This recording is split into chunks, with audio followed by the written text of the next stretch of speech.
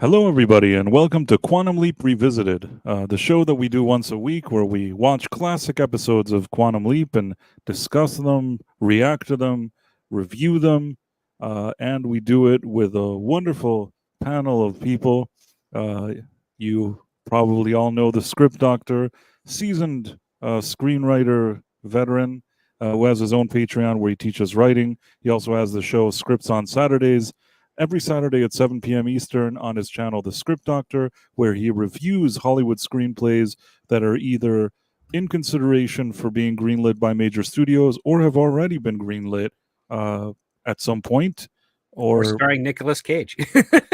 like Madden starring Nicolas Cage, and he reviews those screenplays, he talks about them, so you should check out his channel and everything he does. How's it going, Script? It's going well. I'm happy to be here this evening.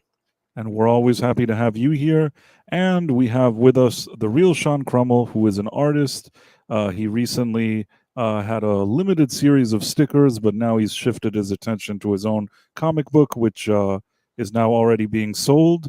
And you should check that out. And if you're not familiar with Sean or his channel, it's the real Sean Krummel, and you should definitely subscribe to his channel. How's it going, Sean? Very good. Awesome. You seem really, really happy. We caught you in the best mood ever. You feel. I had like this much coffee, so I'm finally awake today. I've been dragging all day, so going to bed later is going to be interesting. Well, it's good to have you here. I know you've had a lot of work recently, but now you were able to join us. Speaking of work, both Ro and Nick, who are usually with us, they have some work. So they, I want to say that they likely won't show up today. Maybe they'll show up later, but life happens, and we do our show every week, and no matter what.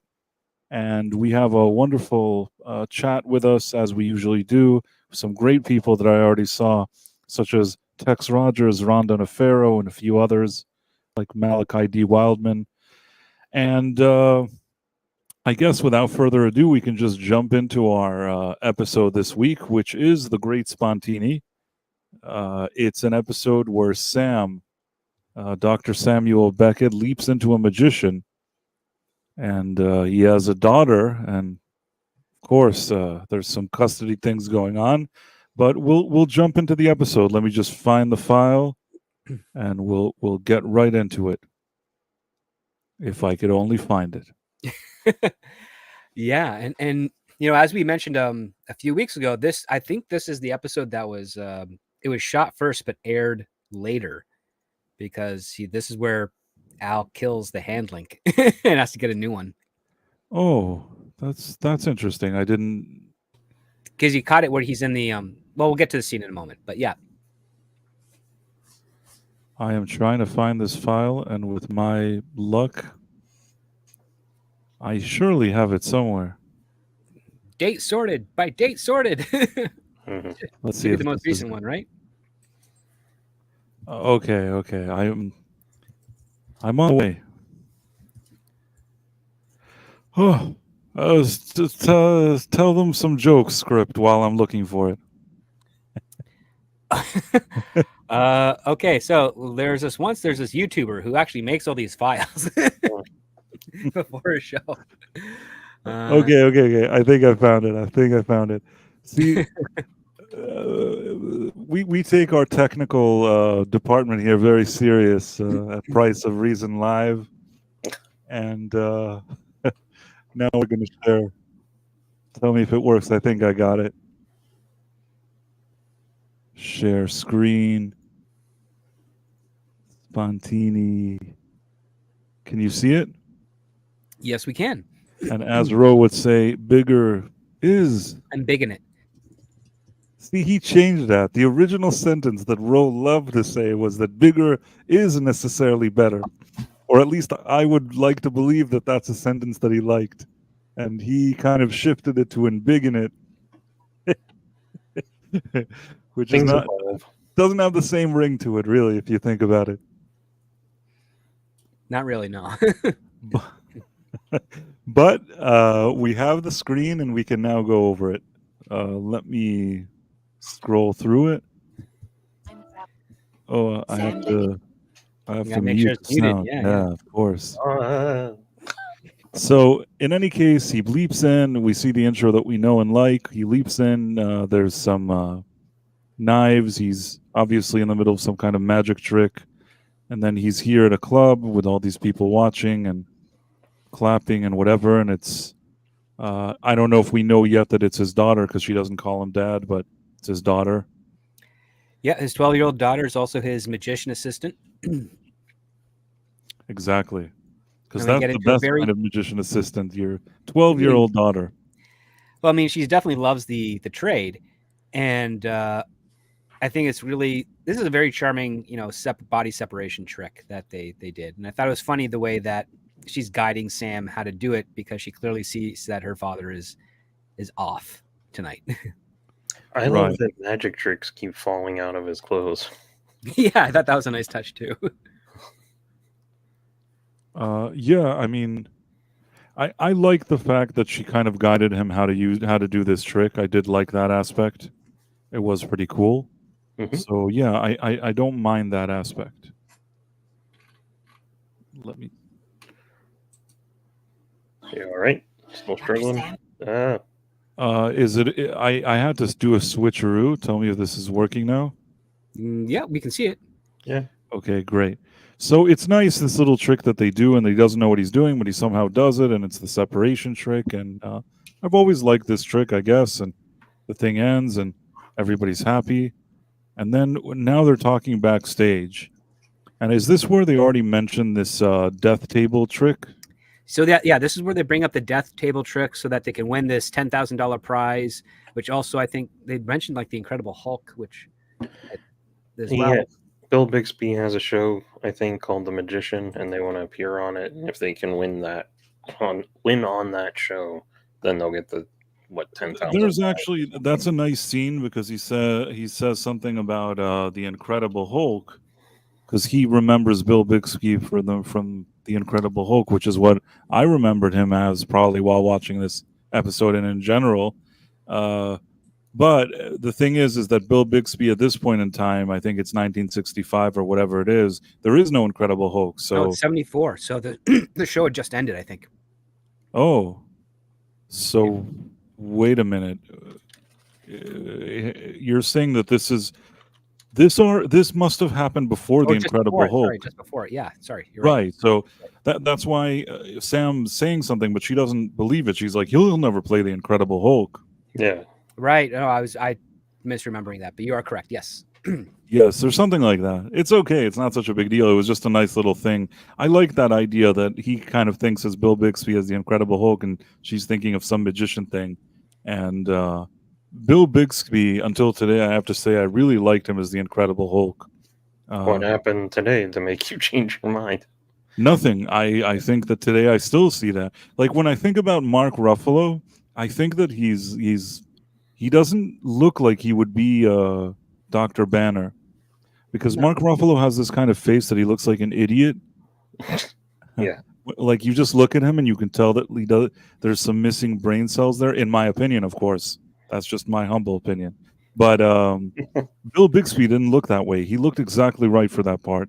And man, I mean, even with all the CGI and stuff, the thing that Bill Bixby, his eyes would become like that, and then he turned into Lou Ferrigno, that to me left more of an impression than all the CGI stuff. I don't know why. I guess I'm an old-fashioned guy. But that's off topic, I guess. Let's go on here with this episode. I feel like Sean agrees with me. As I nod. So, okay, yeah. So basically, we're in the dressing room. We're getting more exposition. And this is what he looks like. But that's a real magician who he's in the mirror. Oh, it is? Yes. Let me double check on that because I do know. Dan Birch is the guy who plays Harry Spontini in the mirror, and he's also a real magician. Oh, that's kind of cool. And yeah, I mean, this scene that, Ro's not here to say it, but I think this looks pretty good. I feel like they maybe use it later in intros and stuff like that. Yeah, his face looks familiar. So Oh my god, it's like my favorite shot of the whole movie or the whole episode. Him taking off the coat and everything's just like. Yeah, that's funny. and then Al shows up and he's like, "You're a kleptomaniac." He's like, "No, I'm a magician." That was pretty good, this part. And then Al's like, I think telling him that he was busy because Tina's away, so he was in a woman's dressing room or something like that. Today, probably that would be considered problematic, but at the time of making this show, we could still have some good fun. But he knows who this woman is because he was in her dressing room. That's why he's late. This is Elaine, another performer who really loves Spontini. Right, and then Al's like, no, don't upset her. Make it out like, say you're sorry. Say that you want to be with her because like Sam doesn't know what's going on. She's got a cute butterfly tattoo right on her tuchus. Right. And then as she's all over Sam, his ex-wife walks in with a guy who was a lawyer / boyfriend. And now, after 3 years of this woman being gone, she wants her daughter back. She's like, look, I brought you a gift. I want to make up for all the time that we've lost together. And then, like, the hotshot lawyer friend is like, hey, you're not going to get your daughter. I don't know if he says that here yet, but he's very charming and nice and caught the end of your show and stuff. What'd you say? He's like very charming and he's like, I caught the end of your show. He doesn't go in for the kill. Right. He isn't going on the attack. He's trying to be charm offensive here. Yeah, he's like, oh, I really liked all of your illusions here. It was great that what you did here. But yeah, he doesn't. Only later he's like, yeah, I'm going to get your daughter away from you. But at this point, he's still like, I loved your tricks. You're a heck of a musician, sir. You saying that magician, in that voice? What'd you say? You saying that in that voice makes me think of the Blues Brothers when Jake is like, how much for the little girls? The women. How much for the women? So here people are saying in the chat correctly that she's not his ex-wife yet. This guy here, he's serving him papers and they want to do a custody thing with a daughter. Sam, I think this guy's going to try to take your family away. And then Sam's like, no, I know what I'm here to do, Al. I'm going to bring everybody together. I'm going to keep this family here, blah, blah, blah. I don't know, something like that. Then they arrive in court. And in the court, they're like, Your Honor, he lives in a trailer with some crap inside. How could he raise a daughter here? And then Sam also, because he's not the real guy, he like doesn't know stuff and he gets confused and he's not like very well prepared for this. So this is all like not going very well for him.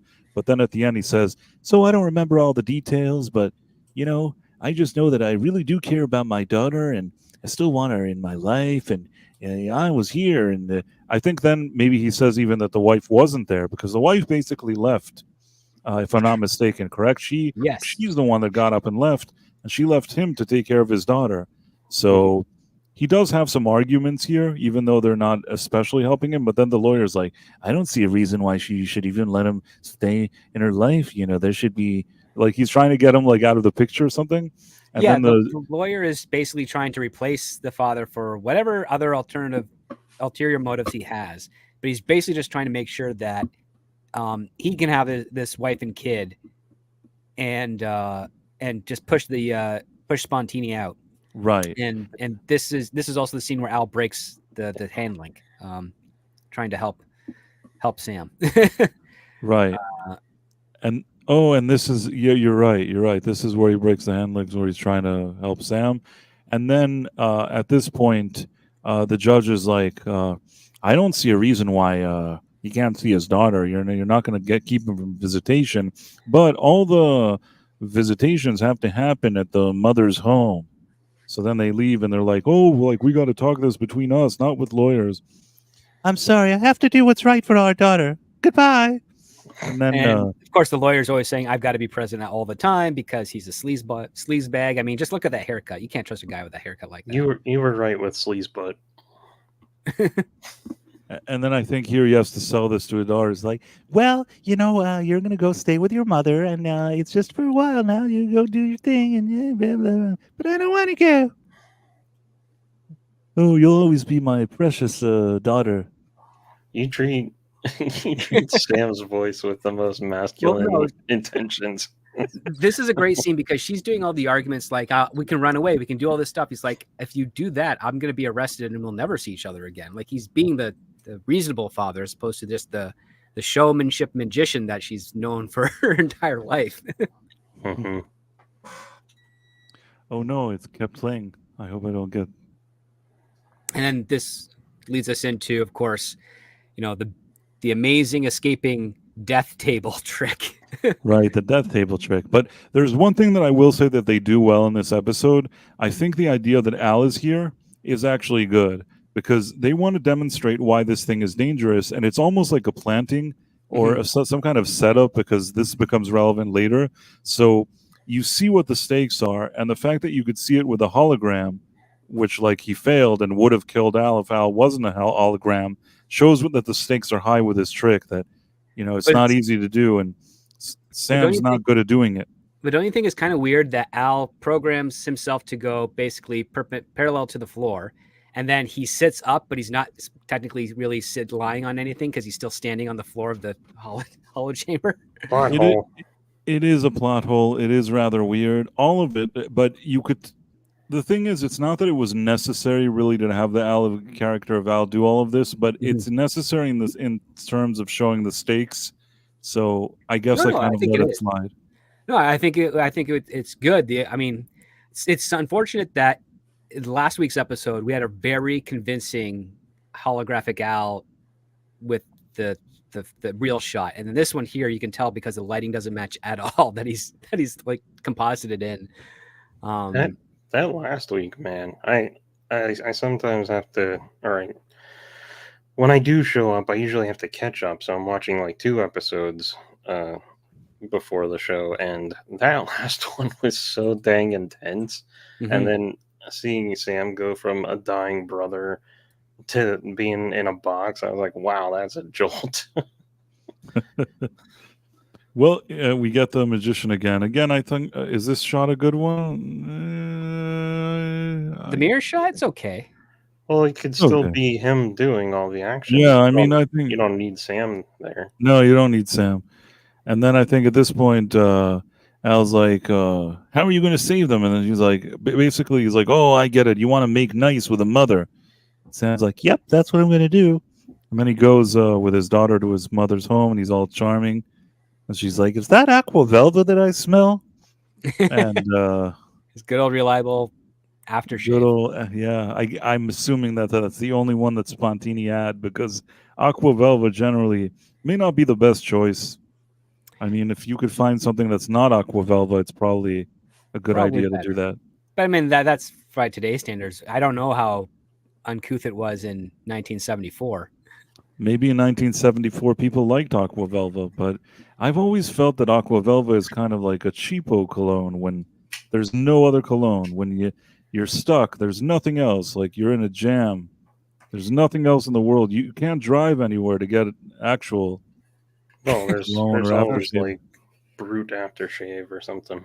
Yeah, I'm more of the I like my natural musk. So is my girlfriend. I don't do colognes. I do deodorant, but I don't do colognes. Yeah, me too. No, I mean the thing is, like, deodorant is fine, and then I wouldn't put like aftershave every second.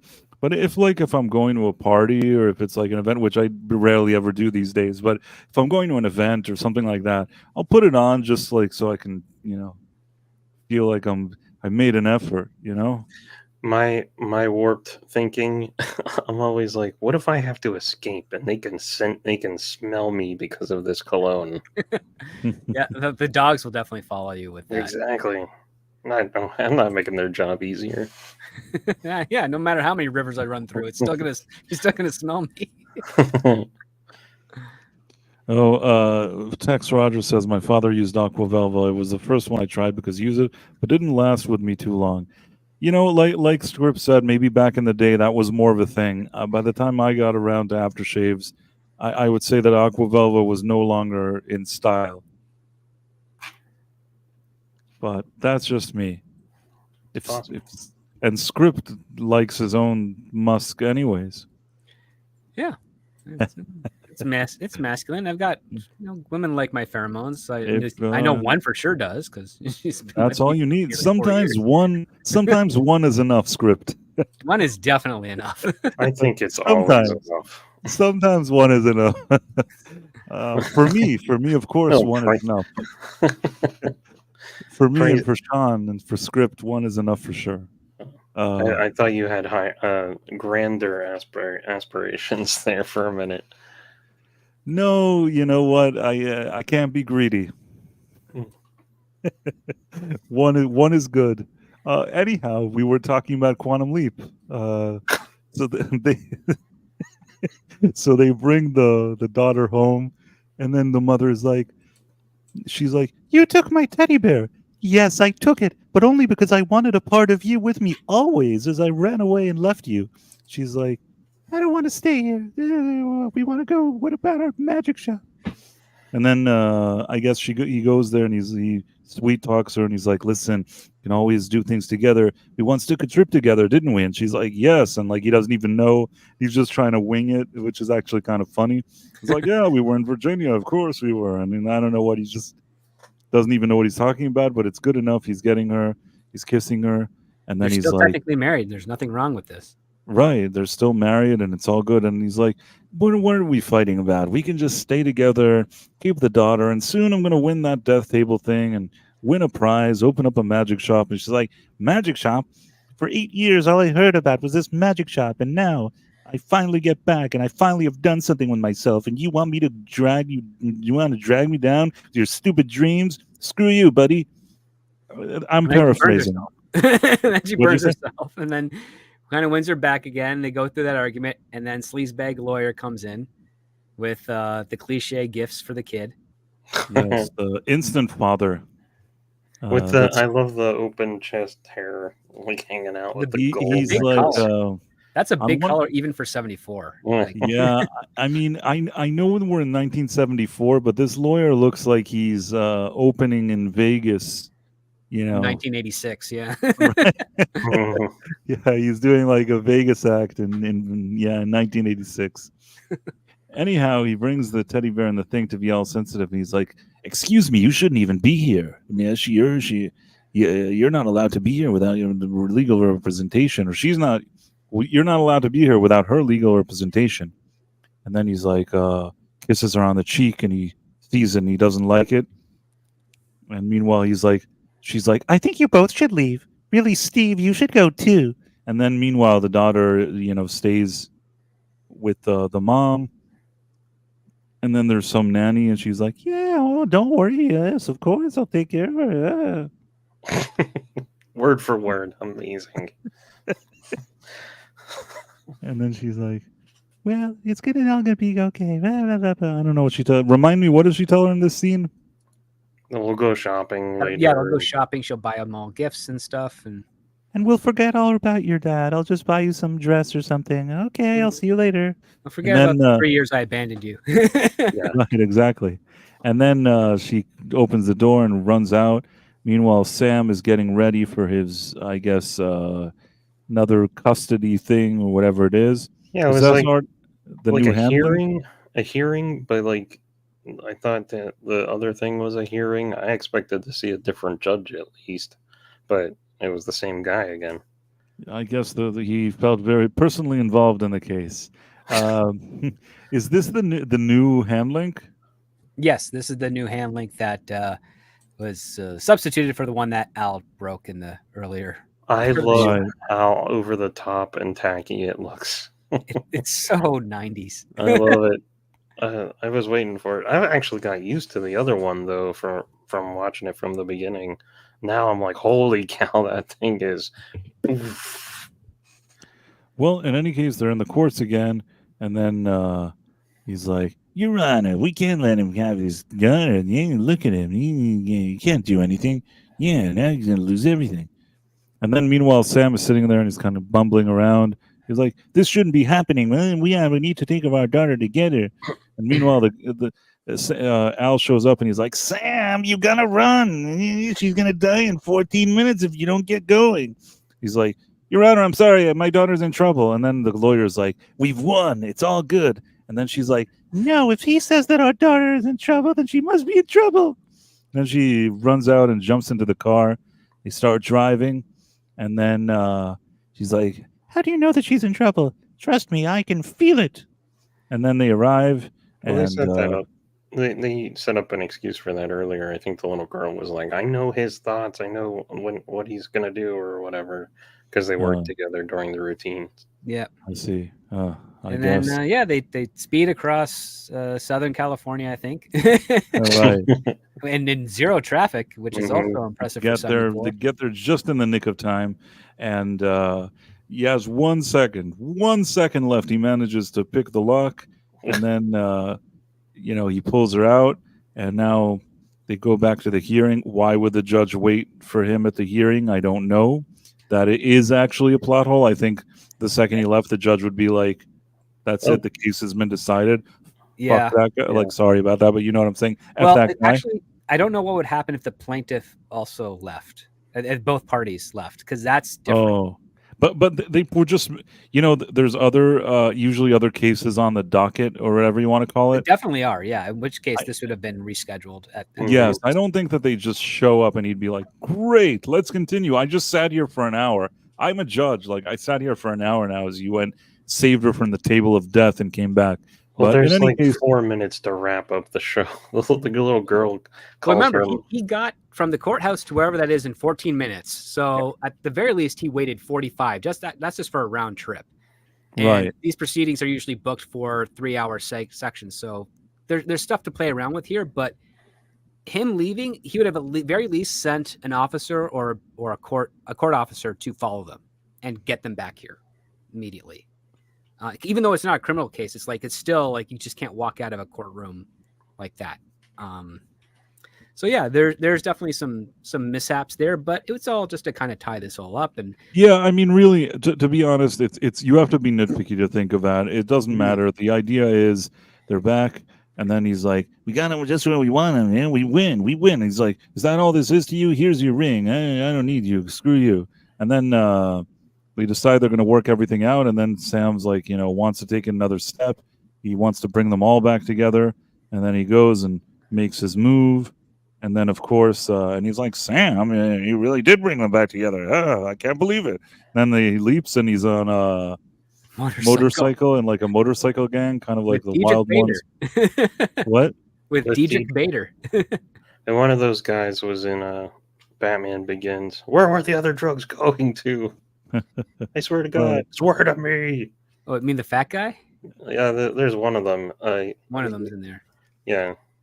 So this thing ends, and that's it. And there's a bittersweetness to this episode because the guy who plays the sleazeball lawyer, Eric Anderson, he actually passed away this year. I didn't know that. Yeah, he died in June 1st, actually, from throat cancer.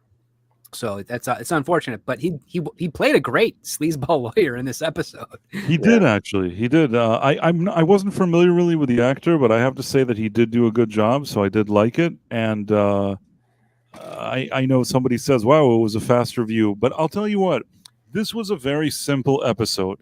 Mm-hmm.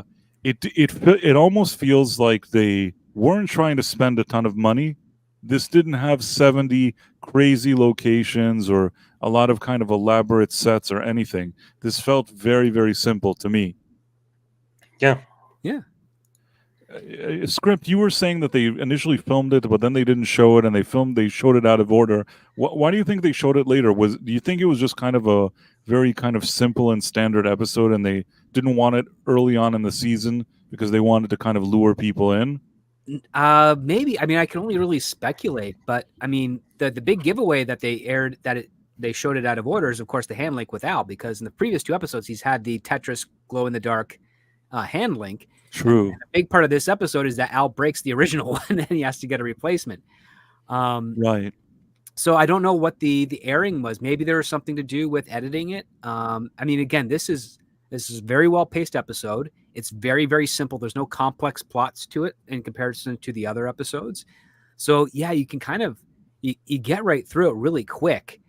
And I think in this case here, maybe there was something else that they were shooting on it that just didn't land right properly. So they had to just keep on workshopping it or or maybe there was something wrong with how it was on the schedule. So they decided, well, we'll move this away.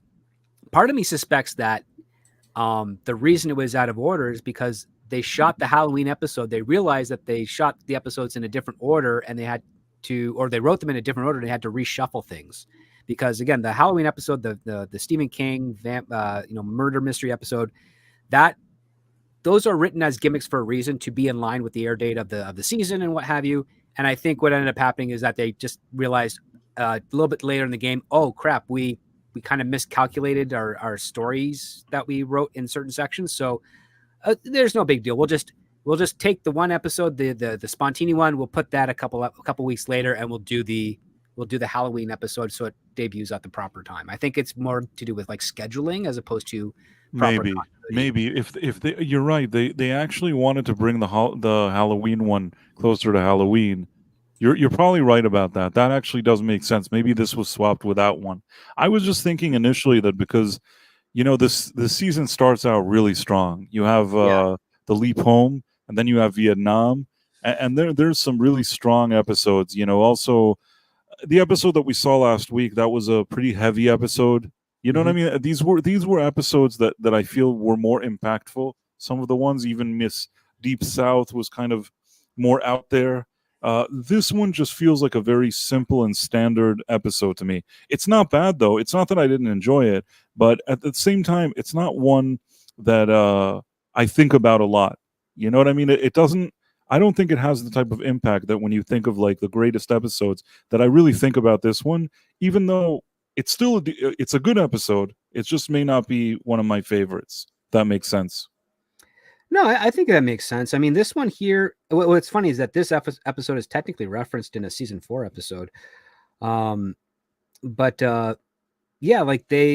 one here is just a good kind of a bringing back balance to the force, so to speak, right? We've seen a couple of heavy emotional episodes. We saw one gimmick episode. We saw one civil rights related episode. Let's get back to just a simple, family, reuniting a family episode type of thing. No, I want to highlight Nick, who's at work, member of the panel.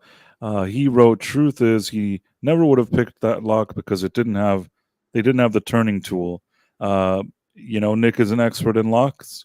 In addition to being a minister, he's also a professional locksmith, so he would know. He needs to do that, right? What'd you say? You need to put in 2 things in order to pick a lock properly. Not right. I mean that was kind of very convenient. So I accept what Nicholas the Back Yard Tardis is saying, and he's actually on the job right now. But it's nice that he was able to still, wherever he's at, listen in and weigh in. So nice to see your input here. In any case, I mean, certainly there were a few kind of little plot holes, but they weren't terrible. And it's all right. I mean, it's just there isn't anything. Maybe you think he's a magician this time, but it's not like you have to learn real magic or anything.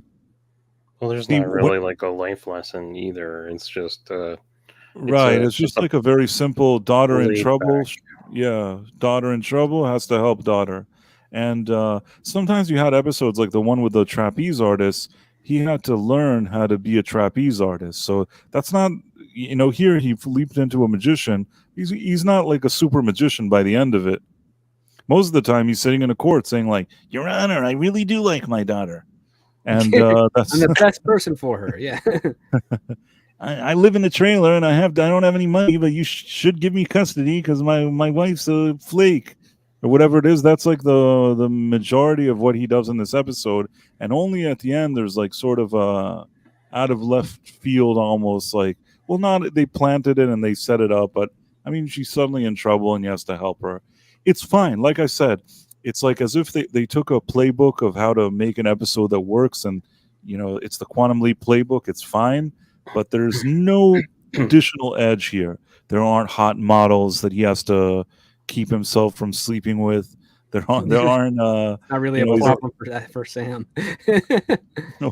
What'd you say? That's not really a problem for Sam. He's not really interested in that. Right, but I mean, Al even that he has to worry about. no, him. but in that episode, even Sam was having trouble because like there was a model. Like even Sam like was conflicted. So I guess what I'm saying is there isn't any kind of edge to the episode. It's a very, very simple episode. Mhm. There have been other ones, like there was one that there was a kid that was kidnapped in a brown van with whatever. That one kind of was a by the numbers one, but there was still something a bit more interesting about it.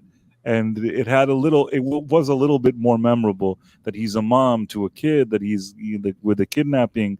There was something there. This one was really one of the simplest we've seen until now. But even so, it's still fine. Yeah, in my opinion. Price I think hater it was a solid, reliable episode. It is a reliable. Sean, what did you think about this episode?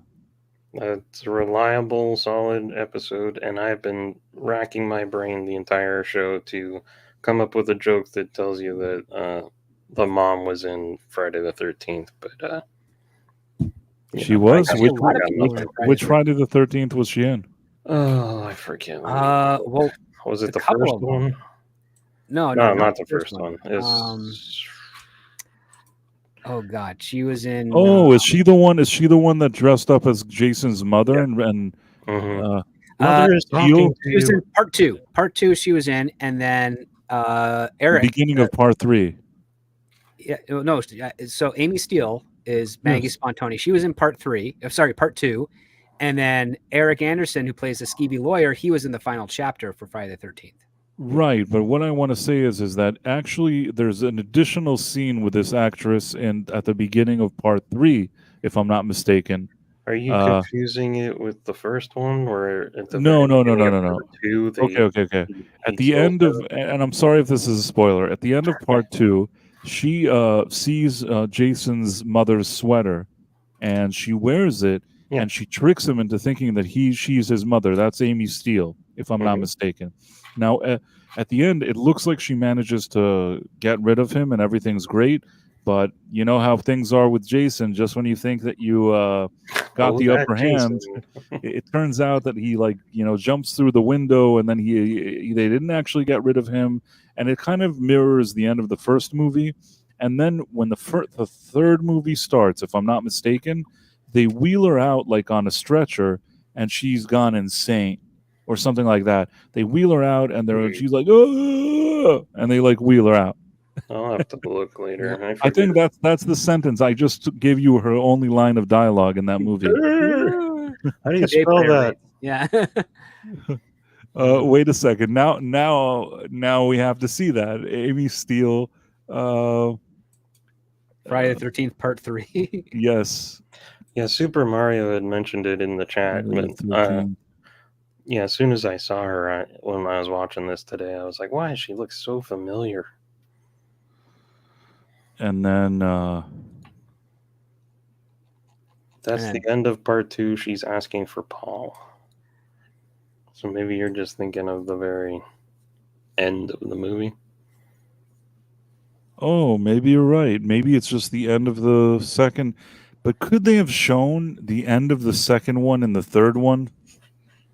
Probably. They could have. I don't know if they did. I can't remember. I haven't seen that series. This is at minimum. Here at the end of part 2, a badly injured, blah blah blah. Basically, if you watch the third one, they recap you with what happened with it's like the end of the second one is at the beginning of the third one. So even if it's archival footage, I do think you see her, and for some reason, I think that there's more footage in that archival footage than what we saw in the previous one. I could be mistaken, but that's what I think. They show you the end of the previous episode when Sam leaps into Jason. Yeah. Well, somebody can check it out. Watch Friday the 13th part 3 and tell me if that first scene has them. Wolfram Hart 79 is saying part 3, chick goes nuts in the cop car. Yes, 2 to 4 are pretty close in timeline. So wait, so I was right. So the part 3 is the one that they wheel her out in the thing. It looks that way, yeah. Okay. And now I know I'm not crazy. Maybe she didn't film new footage for that third movie, but they had footage from the second one, and I think they had something that we don't see in the second one, and they stuck it in there. So it was kind of a trick, I guess. Yeah, it's just the studio owns the footage. They can use it for whatever they need to, especially They can do whatever they want. Yeah, especially the actors already signed a contract saying that they can use it for alternate cuts, repurposed for sequels, TV, what have you. They own all the rights. Yeah. Right. I think in that case, I mean, I've seen situations where they had problems. Think of Marlon Brando and Superman 2. Yep. I mean, they filmed him, but they couldn't use it for some reason. They filmed him, but his deal was on condition that Richard Donner was the director, and they fired Richard Donner and replaced him with Richard Lester. And the other part too is, in order for Richard Lester to get full credit, he had to shoot more than 50% of the movie. So the easiest stuff to do, to also save them a few $1 million in tickets and gross points on tickets to Marlon Brando, was to reshoot the Clark Kent in Fortress of Solitude scenes with the mother, who played the woman who played Lara. I've never liked that. If there's one real criticism I have towards that second movie, I like the fact that he had a good relationship with the mother. I don't mind if the mother was also there, if you insist on that.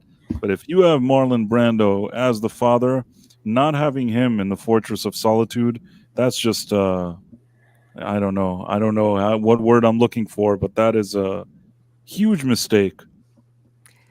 Yeah, I mean, it's what happened, and it was basically rights and politics, and that's and you know what? As a kid, I liked that second Superman movie, but over the years, really, the first one is the one that sits with me as the good Superman movie. The second one, I don't hate it, but it is a bit wobbly. It's uneven between the different directors.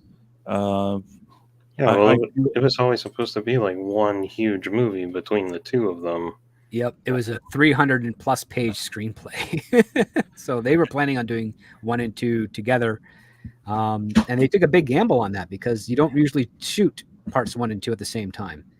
Right, but they shot 1 and 2 at the same time, and then they messed it up. I mean, I think that they should have just let Richard Donner do whatever he was doing, and they should have just let him do his movies. If I do have criticism towards the first one, is that thing of turning back the Earth. Turning back the Earth, yes, was the original ending of the second part. Right. And I think it's better for the second part. I mean, I guess he did it initially so that Lewis would forget him or something. Was that the idea? It was for a lot of people to forget him and also to return Zod and co to the Phantom Zone so that he could prevent the one of the nuclear missiles that he threw into space from blowing it up. I mean, I think I would have preferred to watch that. I will say that the thing about turning the Earth around and reversing things, it sort of creates a problem, because if he can always just turn the Earth and do that, then why doesn't he just do that if whenever anything goes wrong, he just does that? It's something that once you introduce it into a movie, it's a problem. I don't have a problem with it, just because they set it up when they're doing the interview where Lois says, "How fast can you fly?" And he said, I've never tried.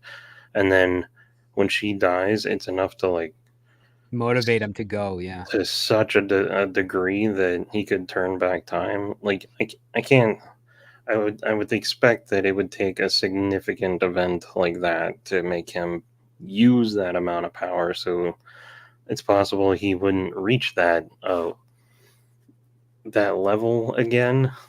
Like you could rationalize it away, but I liked it. That's probably that first one, the extended cut. I've never seen the TV cut that's supposedly longer, but that extended cut I think is my favorite superhero movie out of everything that's been made. A fan who's also, I believe, an editor, made the ultimate Superman cut. It's like 3 hours and change. It's just the first movie. It doesn't have any part 2 stuff in it, but it's got everything from the theatrical, the extended, and the TV cut all seamlessly done. They redid all the effects. Like, they didn't replace them. They just redid them, except they did replace one effect, and I think they replaced it because they didn't catch it. But towards the end, when before he's about to fly around the planet, in the clouds, you see the face of Jor-El, and then it turns into the face of Jonathan Kent. And I don't think the editor caught that because they decided to recomposite it in a different way so that there's no faces in the clouds. So he just flies up there and he doesn't actually see the faces. He just hears the voices, and then he does that. And it's the only flaw in that cut. But other than that, you get everything. Like you get Miss Tessmacher hanging above the pit of lions before Superman rescues her. I have to watch that. I have to watch that cut. Now I have to see it. I think you can only get it through like a fan torrent because it's not licensed at all. I would never do anything like that. That's something that I refuse and I will never do. Just let me know where it's at, just so I know where not to go. Murrock and Rockstro says Amy Steele, Ginny archive footage in the IMDb credits. I am telling you, they did a slippery maneuver there because they showed something that wasn't in the second one and the third one. So for me, I'm like, oh, they filmed new footage with her. As a kid, that's what I thought. But now I understand that they just, like Script said, she signed some agreement. They had extra footage. They used her and they said, F you, lady. And here's a smaller check. That's basically what it would have been. Maybe something like that because she didn't want to appear in the movie. Did they still give money? I think that's dumb though. Because I thought that was like, I thought I heard recently like the Crispin Glover thing was when that like really took effect. So the Crispin Glover stuff was different because they took his face cast and they used it on another actor. That's different. Archival footage you can get away with because you sign the rights with that in negotiation, especially if it's a multi-picture deal. Gotcha. With Back to the Future, they didn't know they had a multi-picture deal, even though because they didn't really plan on continuing it like they did. They just were having fun with it. Mm-hmm. But when they went into renegotiations, they basically said, what we'd really like to do is we'd like to use this archival footage, and there's basic under SAG-AFTRA rules, there are basic rights where if you're going to use archival footage from a previous thing, there's a certain percentage you have to pay out to the actor and a certain percentage of royalties. And that was what they gave to Crispin Glover, which was not a lot by comparison to all the other actors, but he would have got more if he turned like Lorraine Newman did and all those other, not Lorraine movie. God, what's her name? Blanking on the name. Leah Thompson. Thank you. Leah Thompson. And Lorraine was the name she was named for the character, but not Newman, of course. So he basically, I mean, they stole his likeness and put it on another actor, which was unethical at the time. And then he made he sued and he won properly. And there's now a new rule where, and it's kind of the foundation to a lot of other stuff, is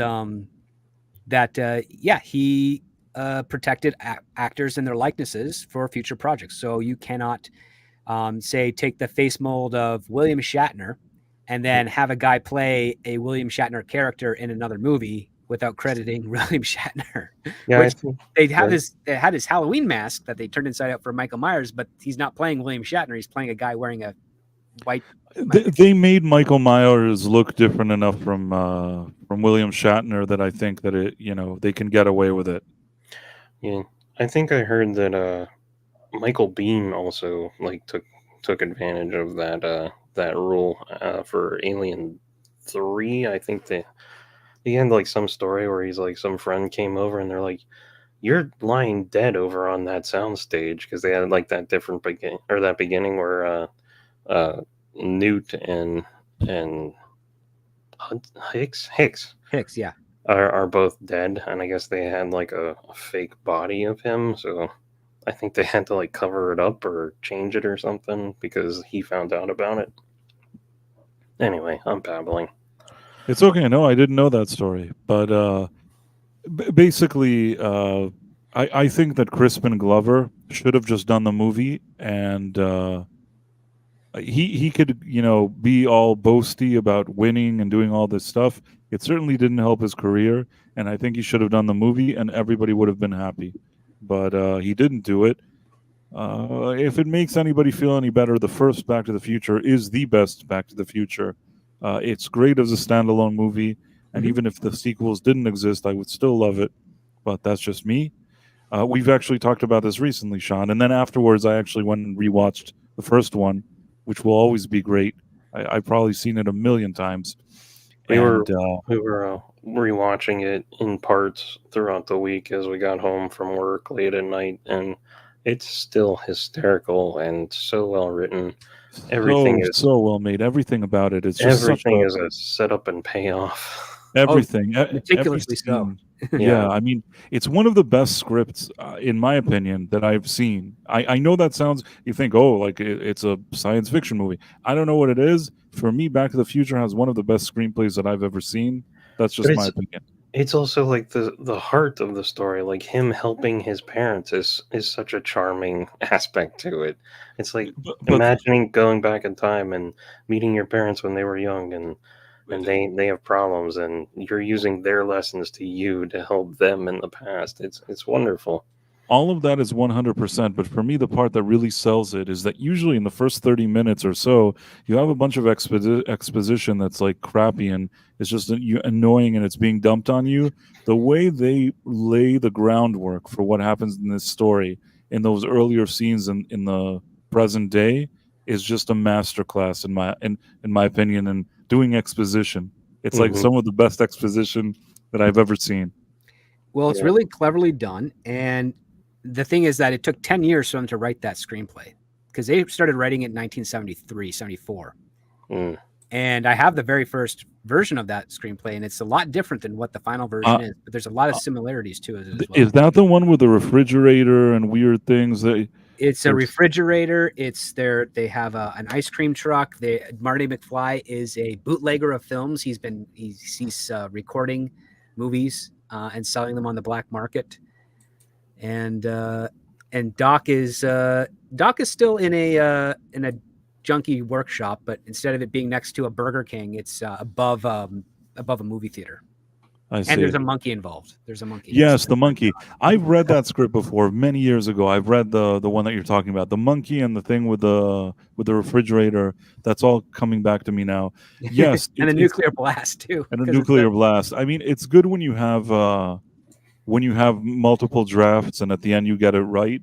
This is just a movie that really benefited from, and actually, and I'll just say this and then we'll go back to Quantum Leap, is that the fact that they had to reshoot a bunch of it because of the firing of Eric Stoltz probably helped them as well. Because I think even in interviews that I've seen, once they had to reshoot it and they were able to look at their previous cuts and previously what they did, they had a lot of notes for how to improve some of the material. Usually a director doesn't get to, do that they film a movie and then they go back and they're like, you know what, we're refilming all these scenes, we can do it better.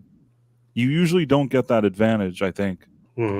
Yeah, and the only scenes they really reshot were the two-handers, the ones that actually had Eric Stoltz in them, because all the stuff that didn't have Eric Stoltz, they kept. They didn't go back and redo those.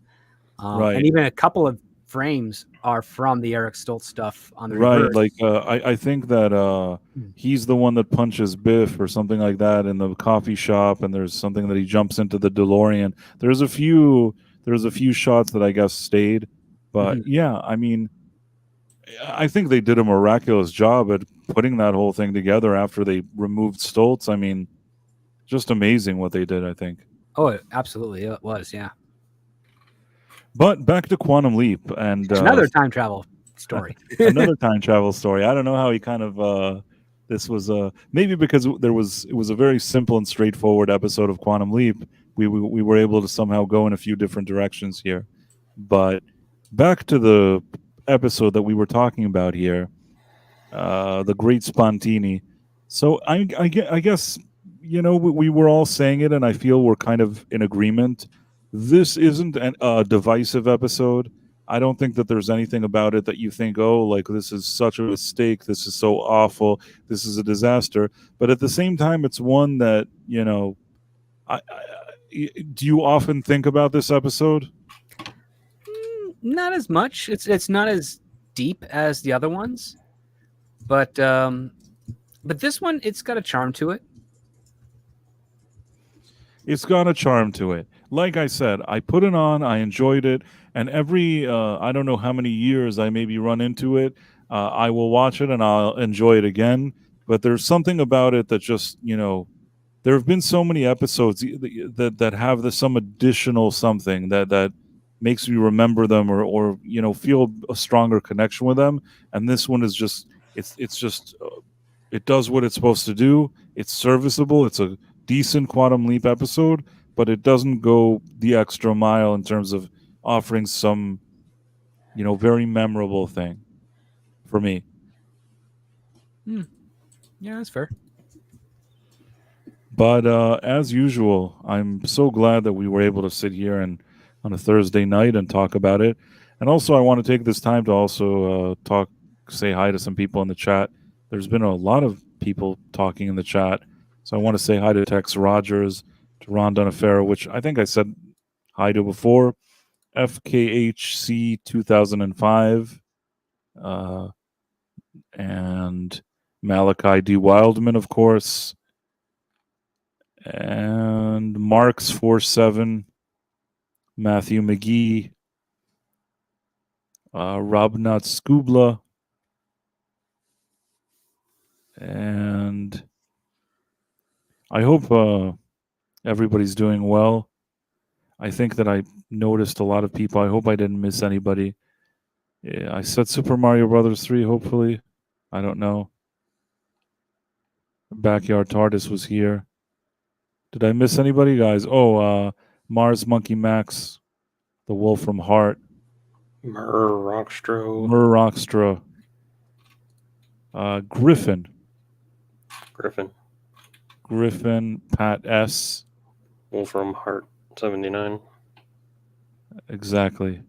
So, yeah, it was nice seeing you all here in the chat. It was nice hanging out with everybody. And I guess before we go, maybe if you have something to plug, Script, is there anything you want to plug before we go? Other than my Scripts on Saturday show this Saturday at 7 p.m., where who knows, maybe this week's script will also be purchased and possibly starring Nicolas Cage one day in the near future. But yeah, you can go check that out on 7 p.m. Eastern. Price has been a guest a number of times. Even Sean has joined for an episode when he was available, which is greatly appreciated. So please consider subscribing to that channel or just checking it out and leaving a comment on your thoughts, because it's the only place on the interwebs where you'll get to see screenplays that'll most likely become a feature film years before it actually becomes a feature film. I just want to confirm what Script said. Both I and Sean have been at different times on Script's show. It's very unique. It's very fun. And if you're watching this stream, you should go subscribe to Script Doctor's channel and make sure to do like a notification and reminder for his upcoming Scripts on Saturdays shows. Then Sean, like I said, you had this series of stickers, but now that was a limited series of stickers, and now you've moved your own comic, which is what's going on. Where can people buy your comic? That's a good question. I always forget the website. I think it's Krums Comics. KRUMS Comics. Yes, right. Krummscomics.com. Krums Comics. Or if you live in Winter Garden, Florida, you can just go there. Cool. Well, I'm going to... And they're going to start selling whatever I had left of those stickers in the near future. So you'll be able to get the... Yeah, I don't know if they'll put them online, but if you go to the shop, they'll definitely be there. I just shared it here. Hopefully people can see it. If you go to this link that I just shared here and you look at the top row there, you'll see comics by Sean Krummel. And that's your chance to get some. Has his own comic, Smacked in the Head. That's what it's called. Mm-hmm. I myself have to get a comic, Sean. Yeah, trying to think how to do that logistically. I guess I'll without giving away your identity. Right, I'm hiding in a secret, undisclosed location. So how would I do it? I'd be like, hey, if you get any orders from someone that seems like they might be a small squid made out of knit, let me know so I can find out more about them. Well, we'll see what we can do. In any case, so there's Script's show and there's Sean. And Sean also has a YouTube channel, The Real Sean Krummel. And you should check all of that out. And I guess we'll see you all next week here for another episode of Quantum Leap Revisited. It was nice seeing you all here. And I hope you have a great evening. Oh, and our outro. We have to play our outro. Oh, yeah, I almost forgot. See ya. Bye, guys. I'm such an awesome guy.